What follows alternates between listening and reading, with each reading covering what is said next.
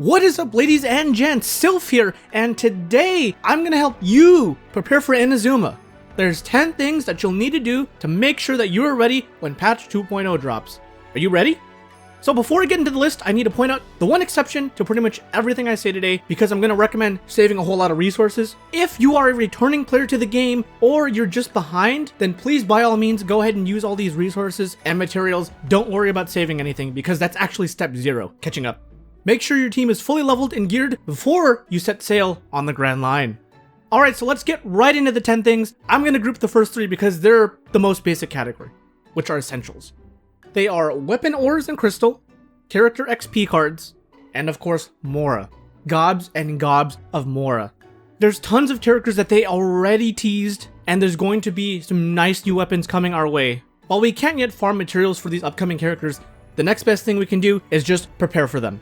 It's always a great idea to have a plethora of all these at hand because you never know when you'll get a 5-star dropped in your lap. You don't need to go crazy on stockpiling all these because new events that are coming out are going to give you more in XP. I just want to mention these in case you plan on rolling for Ayaka or you don't have beta yet because we're about to get a free beta from the new event. And to go along with the last point of new weapons, we will be getting 5 new prototype weapons that are craftable and should be free to play friendly. I really hope that you didn't burn all of your prototypes, if they even dropped for you. But if you did, make sure you save all of them right now so you can make those brand new weapons that are coming.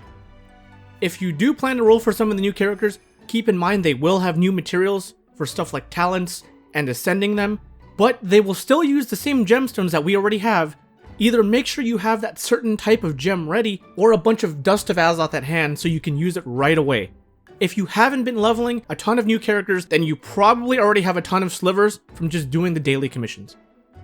If you're low on resources, make sure you're doing the web events and the battle pass. They are extremely low effort and don't take very much time to do at all. Plus, they give free important essentials like Mora, XP, crystal, and resin. If you don't know how to access web events, all you have to do is open the menu, and on the bottom of the tabs, you'll see a special event one. If there is one. Just click it and it'll take you to the browser event. This one's easy and it just has you do normal everyday tasks. Some of them are just click and log in. They're very simple.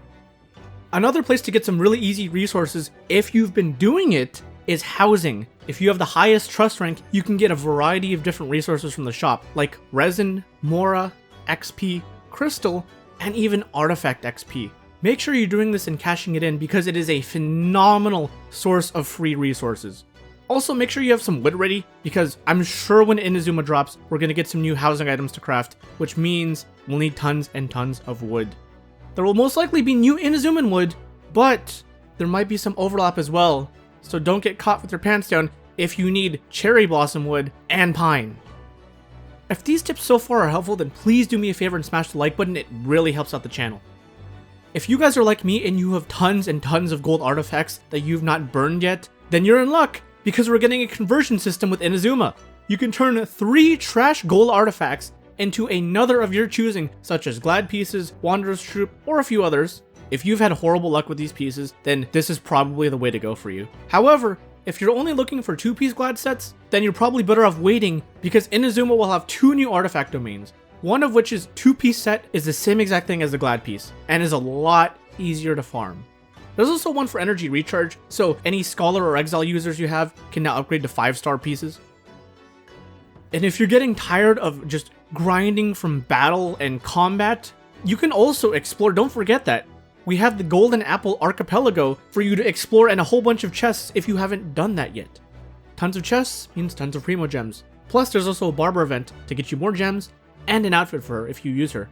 If you're not sure if you've collected everything, there's an interactive map that I'll put in the description that you can use to literally check off chests as you collect them if you want to collect everything. This other one is also exploration related, but I'm sure most of you have already done it by now. But in case you haven't, make sure you complete all the statues of the 7 by collecting all the oculi in both Mondstadt and Liyue. It's free primogems, and more important than that, you'll get 240 stamina, which gives you the best freedom to explore. Climbing becomes a lot less of a pain, and using stamina characters like Kaching becomes a whole lot better.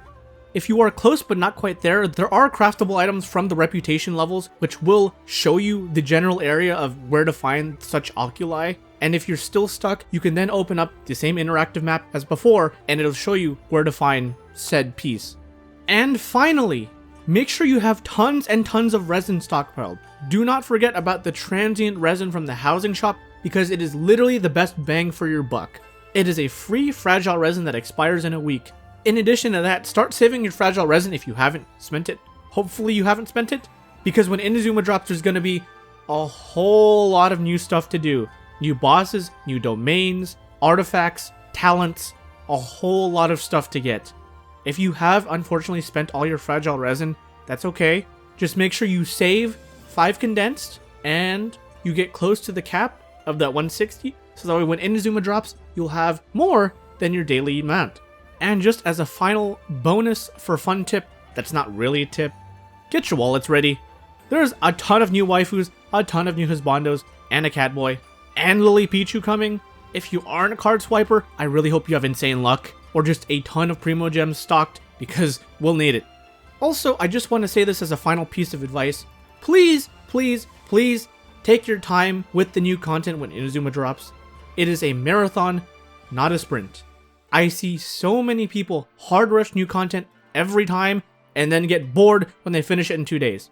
You can't blame Mihoyo for no content if you're the one speedrunning the game.